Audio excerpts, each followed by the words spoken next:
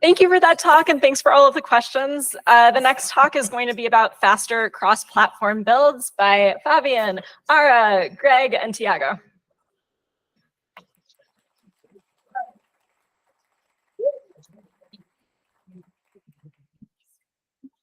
This works. Forward.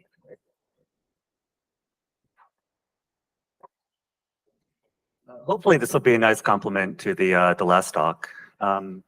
If the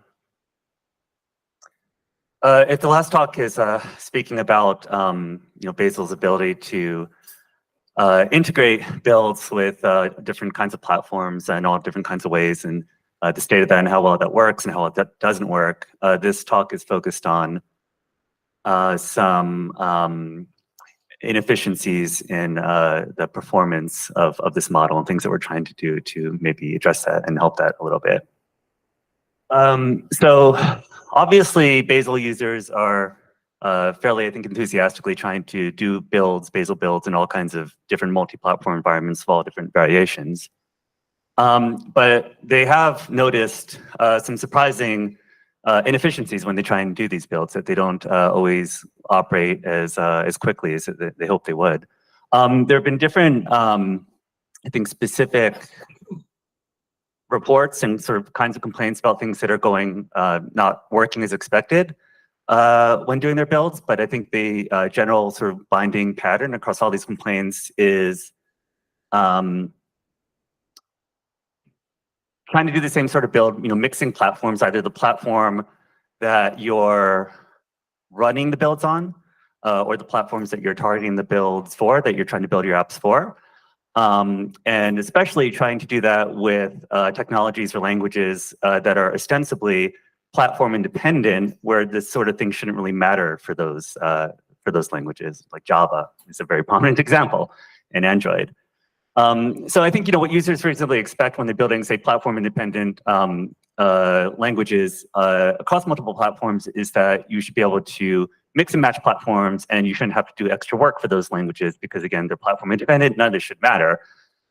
In practice, it does matter, and users do see that build work is redone when it doesn't seem like it should have to be redone, and that causes, I think, fair complaints and dissatisfaction. Why do Bazel users even care about any of this in the first place? I think probably one of the most common scenarios that I've seen looking around on GitHub is development shops where the developers are working on MacBooks. I think this is being referenced a little bit in the last talk as well. And they like to have a system where they could run cheaper CI systems using cheaper Linux machines, run the CI systems, and then developers can come into the workday at the beginning of the day and get the benefits of that CI having run and being able to basically get cached results when they start running on their Macs. And that doesn't always work as expected. But probably more fundamentally is, we're ultimately talking about waste. We're talking about build actions that are running more often than they conceptually need to, which ultimately translates to slower builds, more resource utilization. And if you're an organization that's paying for your compute costs in some way, then more money that you have to spend. Again, for no real good reason, because we're talking about scenarios and kinds of build actions where this sort of thing shouldn't be necessary. So why is all this a problem in the first place? Why doesn't this stuff just work already? If you're building Java, why should any of this matter? Java, the whole promise of this and similar languages is none of this sort of thing should matter in the first place. So why does this matter?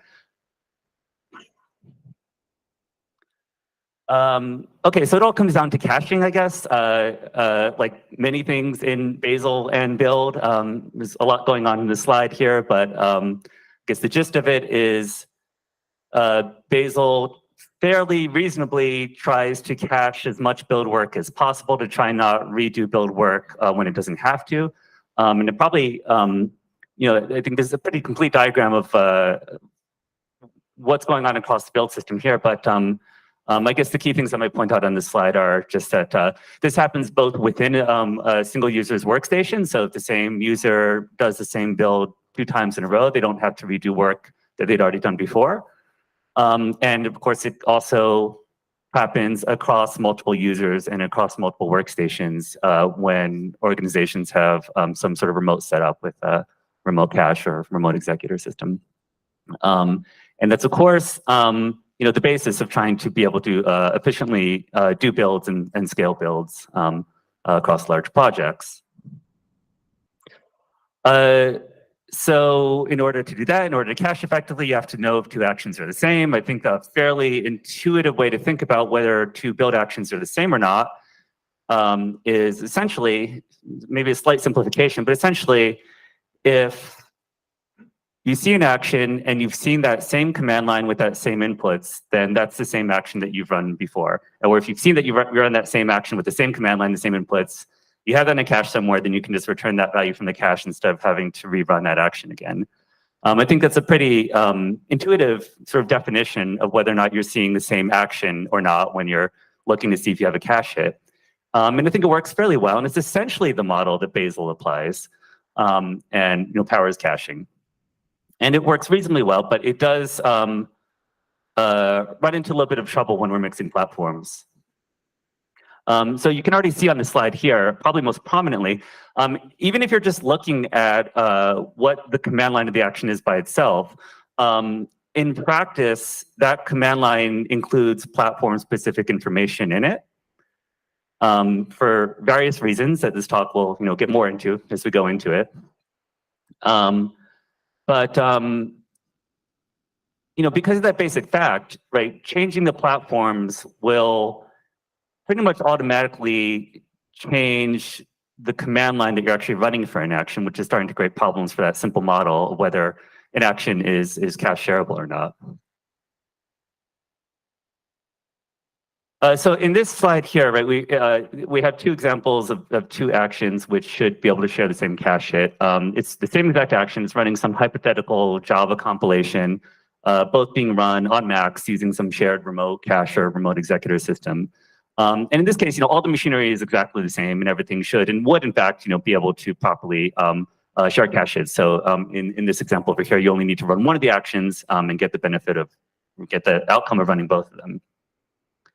But if you switch that out, going back to this common CI scenario, where if one of the machines is now a Linux machine running some CI or whatever, doing whatever it's doing, it's a Linux machine and not a Mac machine, then what happens in practice is you're staging, you're still running the same Java compilation, but now you're doing it with different Java compilers, because even though Java is platform independent, that doesn't mean that the Java compiler, which runs on the host machine, is platform independent. It's not. The Linux version of this is going to be running a Linux version of the Java compiler, and the Mac version is running a Mac version of the Java compiler. And what ends up happening is that information is reflected in the paths, and the command lines are different, and we don't get a cache hit, and we can't share the results. Even worse than that, we could conceptually clean that up and just try and name those compilers, put them in the same path so they look like they're the same, even if they're different binaries, but and make the path look the same. But that doesn't change the fact that they actually are different binaries with different digests. So even if the command line was the same, the actual inputs to these actions are legitimately different. They are not the same action in a trivial way.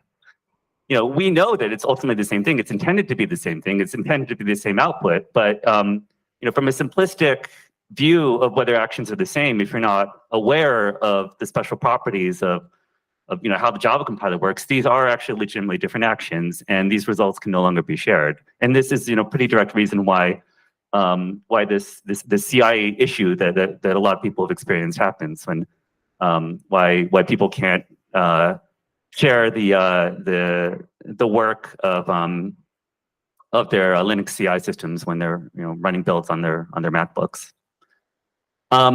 So this issue, Tiago has been looking into and has been working on some feature work to try and address this when the host platform that you're running the builds on varies, even though the outcome is ultimately the same. And he's worked on a feature called cache key scrubbing, which he's going to get into later in this talk. And that's intended to improve this and address this sort of dilemma and make the caching logic a little bit more intelligent in this regard. And then there's another variation where even if you are using the same host machines, even if you have two different builds, both running on a Mac or whatever, the same machine, even if you're targeting different types of architectures. So one of the builds is building an app for a Mac, and the other one is building an app for a Linux machine, and they have different architectures that they're targeting. Again, it shouldn't matter to the extent that we're compiling something like Java files. It shouldn't matter. We should still be able to share the results, but we still have the same problem that while the inputs to the actions won't be different in this case, because in this hypothetical example, both of them would be using the Mac version of the Java compiler. The command lines still are different because Bazel, for reasons, embeds information about the platforms that you're targeting into the paths of the outputs, and that's highlighted in the slide over here.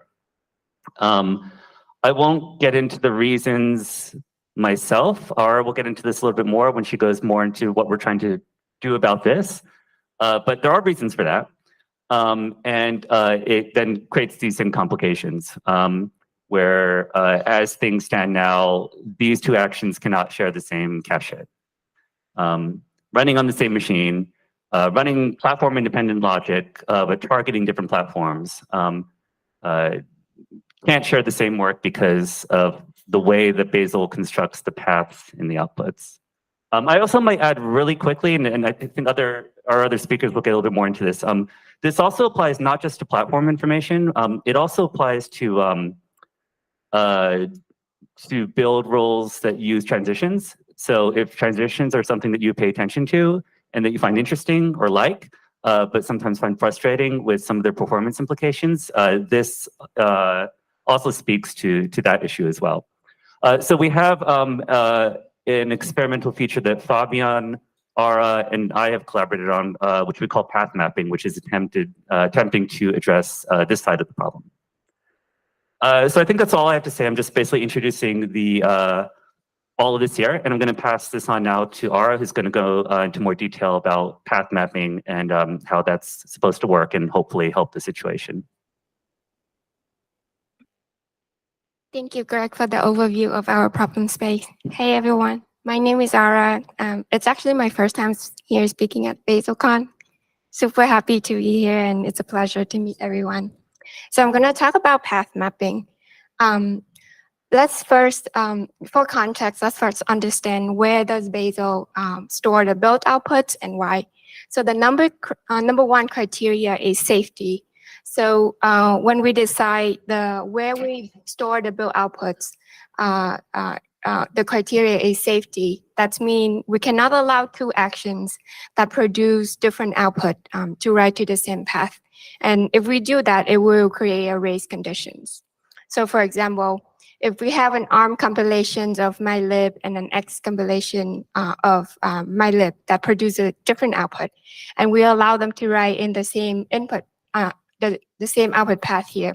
And then later on, the ARM link of my binary needs this specific output. So which one does it get? So this whole situation right here is called action conflicts. And in Bazel, we do have checks to for this scenario and fail the build with such conflicting actions. So to remedy this, we add the CPU information into the output path to distinguish the different outputs. But doing so could harm the remote action cache because the path here is directly related to how action caching works. So the remote action cache is a map that maintains a map that has the action digest as a cache key, and the action result metadata is a cache, the value.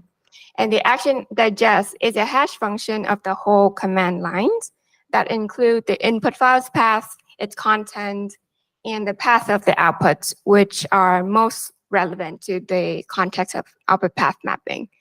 And so in these two black boxes you see here, these are the example of the paths that a command line of an action could contains.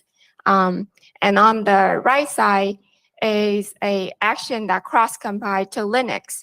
But because you see in the CPU informations and the compilation mode highlighted in red and oranges here are different from the two action, and even though they result in the same output, the action on the right side that cross-compile to Linux does not benefit from the previous work that was done by the first actions.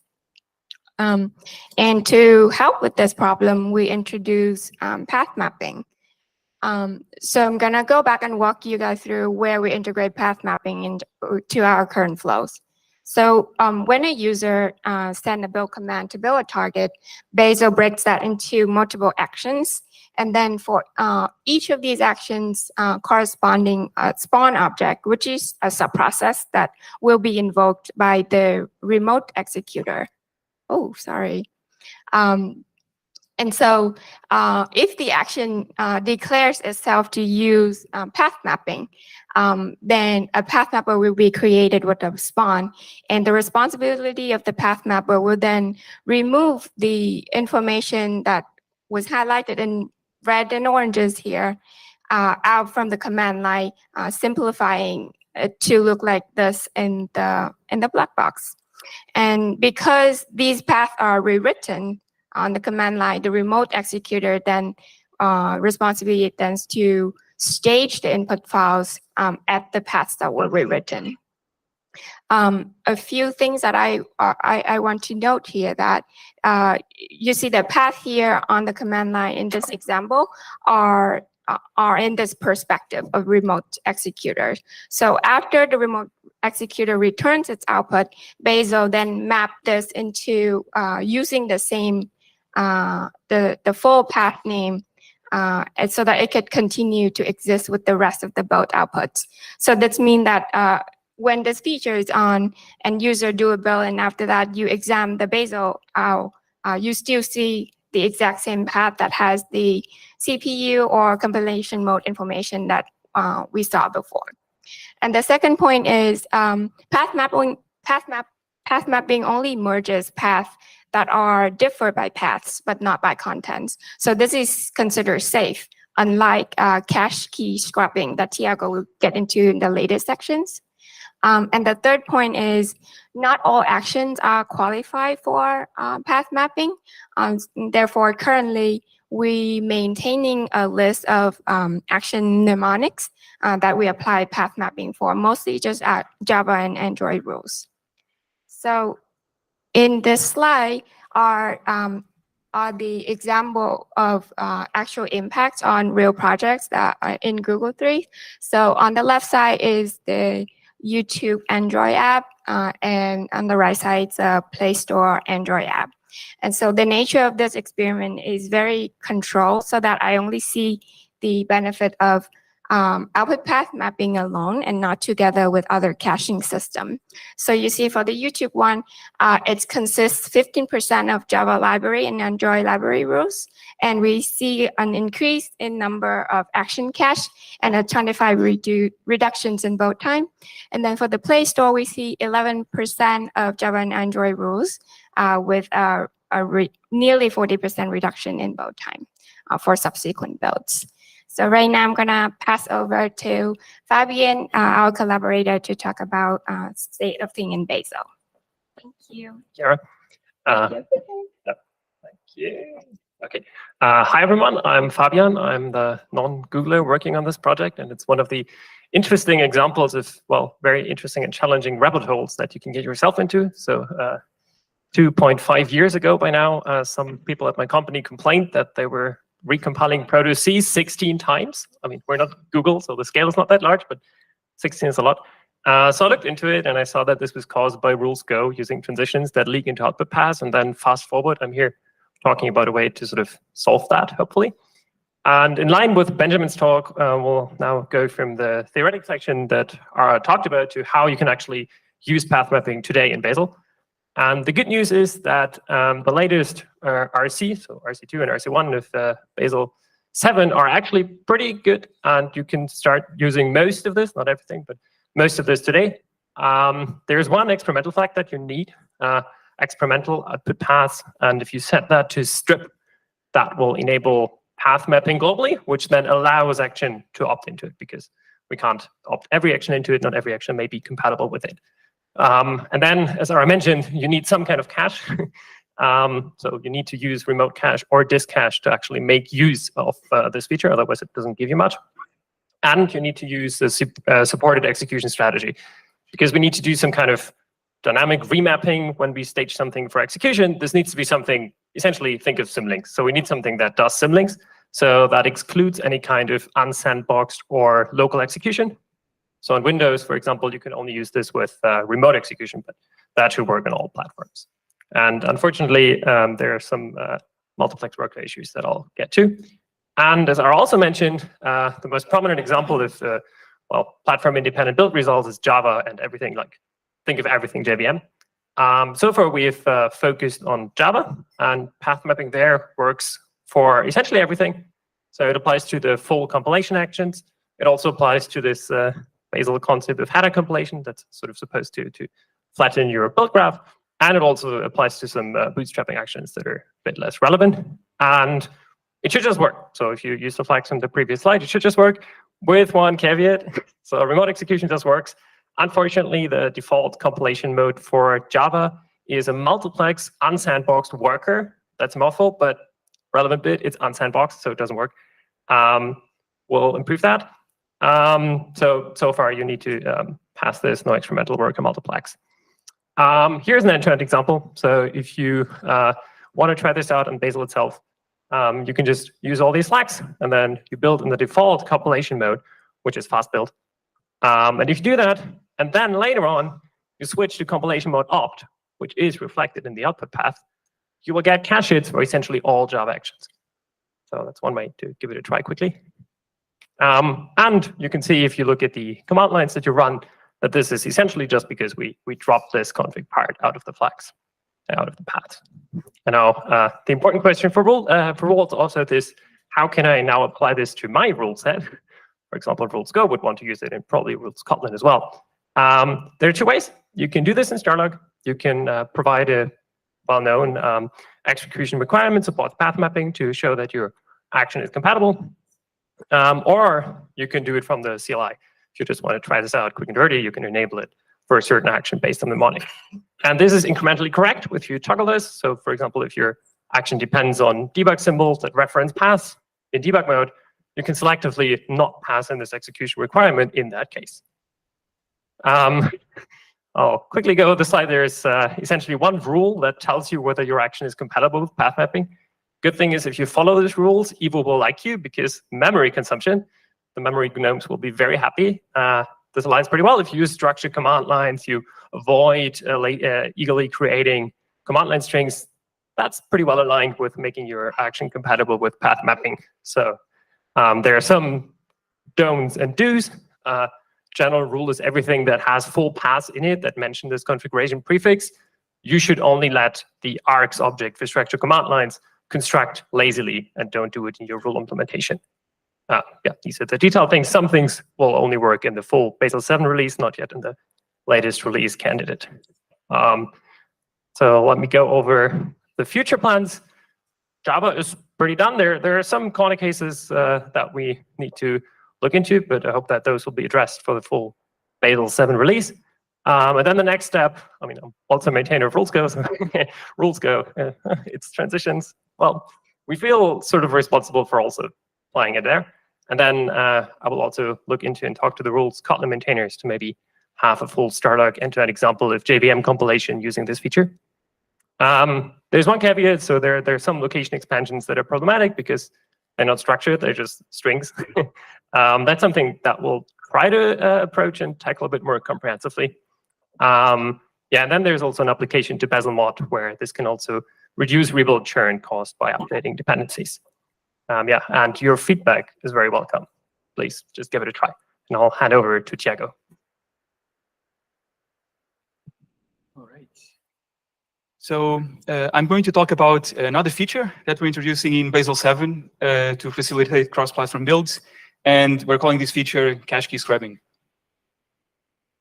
So let's recall this scenario from earlier, where we have a single project built on 2 different platforms. On the left, we have a developer building the project on its macOS laptop. And on the right, we have a CI pipeline building it on a Linux machine. And notice that only the execution platform differs between the 2 builds, because the compilation output is a jar file, which is platform agnostic. However, and Greg has already explained this, because the Java compiler is a native executable, it has a different path and also different content on each platform. And therefore, if you do a build on Linux, populate a cache, the cache will not be hit by the macOS build that you go after, or vice versa. So let's recall again how we store action results in a remote Redis cache. We have this thing called the action cache. It's a key value store of action results. And the key to these cache entries is something we call the action digest. And this is just a hash of a protocol buffer message similar to the one on this slide. And for simplicity, I'll just call it the cache key going forward. Note that the key contains every detail that could possibly affect the action execution. So it's the input paths, the digest of the input paths, and the command line arguments. And again, this is a very simplified example, but in this simplified example, you have an action that compiles a Java source file into a jar using the platform-dependent Java compiler, and the bits in red are sort of the platform-sensitive parts of the cache key. So scrubbing is a process by which the platform-dependent details are erased from the cache key, so you can have a uniform cache key across execution platforms. And in this example, we are applying 2 transformations. First, the platform-dependent Java C input is omitted from the key entirely. And second, the command line arguments are rewritten into a sort of platform-agnostic version. And if we do this, then we can use the scrub key when reading from or writing into the cache. And so this way you can run a Linux build, populate the cache, and then later run the quote-unquote same build on macOS, and you will be able to hit the cache, hopefully, because they're both using the same scrub key. There's one additional problem. Sooner or later, you're going to have to upgrade the Java compiler to a later, possibly incompatible version. And this version might not be able to share the previously cached results produced by the previous version of the Java compiler. And so to make it possible to disambiguate between the cache entries for these 2 versions, the user-supplied salt may be included in the key. And this is just like a completely opaque string. It's JDK 18 in this example. And this is completely controlled by the user. We're not going to interpret it because we want to provide maximum flexibility around cache invalidation.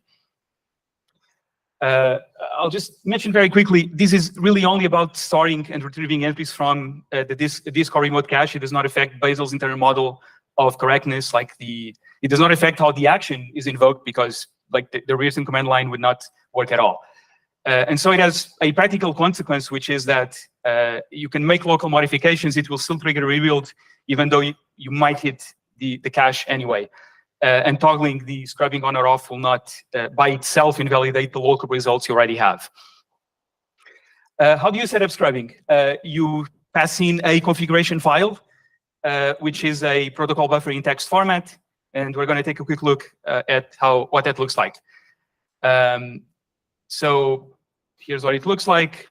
Configuration is a list of rules. A rule is a transformation and the set of actions that it applies to. The matcher describes which actions are affected by the rule. Actions can be matched by mnemonic or label. Both can be given as a regular expression. In this example, we match all Java compilation actions for targets in the main repository. And the transform describes how the cache key should be scrubbed. List of inputs to be omitted, list of string replacements to apply to the arguments. And then finally, the user-defined cache salt. I'll just mention very quickly, because I'm running out of time, apart from the configuration file, there's 2 flags that you can use to make scrubbing a lot more effective. First, you should consider defining a custom host platform and using its name as the configuration prefix. This is the platform in output there flag that was mentioned earlier in the previous talk. And second, you should normalize your environment variables, because as it stands, you cannot scrub them. This is something that you have to do through some other means. This is a very experimental and low-level feature, so it comes with a couple of caveats. First and foremost, scrubbing improves performance at the cost of correctness. So scrubbing too little will prevent the cache from being shared, which is bad. But scrubbing too much might cause cache entries to be incorrectly shared, which is also bad. As it stands, basically, the user is responsible for ensuring that the configuration is correct. And coming up with that configuration is sort of a trial and error process.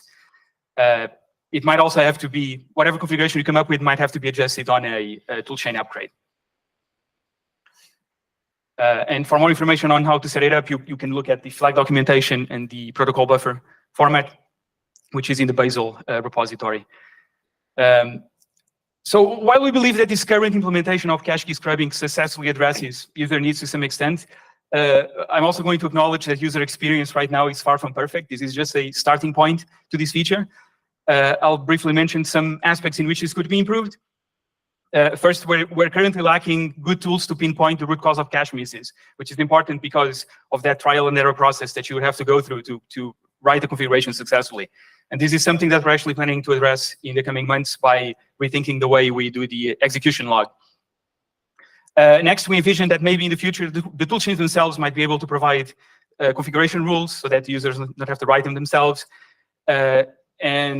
Finally, scrubbing is currently not compatible with remote execution. This is not, in principle, impossible. It's just that we would have to modify the protocol, and this is sort of, the conversation is wider than Bazel here. It has to involve the various implementations. And I think that's it. I'm not sure that we have time for questions, but thank you.